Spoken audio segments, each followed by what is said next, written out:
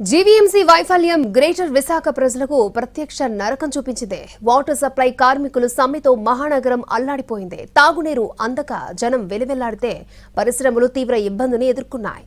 48 గంటల తర్వాత ప్రాథమిక చర్చలు ఫలించగా తాత్కాలికంగా సమ్మె విరామం ప్రకటించడంతో జనం ఊపిరి పీల్చుకున్నారు.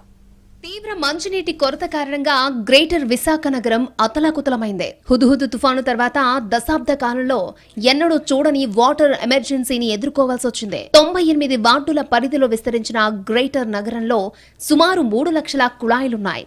బల్క్ వాటర్ కింద పరిశ్రమలు, ఎయిర్పోర్ట్, హాస్పిటళ్లు, గేటెడ్ కమ్యూనిటీలకు జీవీఎంసీ ద్వారానే నీటి పంపిణీ జరుగుతోంది. నగరానికి అవసరమైన తాగునీరు, ఇండస్ట్రియల్ వాటర్లో 50% ఏలేరు కాలువ నుంచి వస్తోంది. మిగతా 50% గోస్తని, గంభీరం, మెగాద్రి, తాటిపూడి రిజర్వాయర్ల నుంచి వస్తోంది. డిస్ట్రిబ్యూషన్, పంపింగ్ ద్వారా నీటి సరఫరా జరుగుతూ ఉండగా కాంట్రాక్ట్, అవుట్ సోర్స్ ఉద్యోగులు సమ్మెకు దిగారు.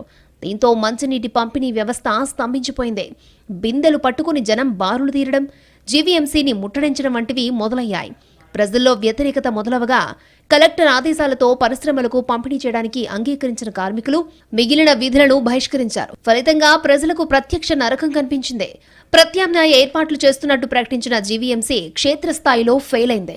లైన్మెన్లు, టెక్నికల్ సిబ్బందితో చేయించాల్సిన పనిని సచివాలయ సిబ్బందికి అప్పగించాలనే ప్రయత్నం రివర్స్ అయింది. ఫలితంగా 2 రోజుల పాటు జనం తీవ్ర ఇబ్బందులను ఎదుర్కొన్నారు. పరిశ్రమల నుంచి ప్రభుత్వంపై ఒత్తిడి పెరిగిపోయింది. సమ్మె కారణంగా మంచినీటి పంపిణీ వ్యవస్థ ఆగిపోతోందనే సమాచారం ప్రజలకు చేరవేయడంలో జీవీఎంసీ ఫెయిల్ అయింది. ప్రత్యామ్నాయం చూపకుండా నరకం చూపించిందని జనం విరుచుకుపడ్డారు. 10 సంవత్సరాలు పెట్టి మాకు బాగానే వచ్చేయండి. మొన్న 3 రోజులు పెట్టి నీళ్ళు లేవు. మాది 4 ఫ్లోర్లు అండి. మేము ఎక్కి దిగి మాకు తెచ్చుకోవడం కావట్లేదు. నేనంతా మాకు వాటర్ లేదండి. మాకు దానికి ఏర్పాటు చేయండి.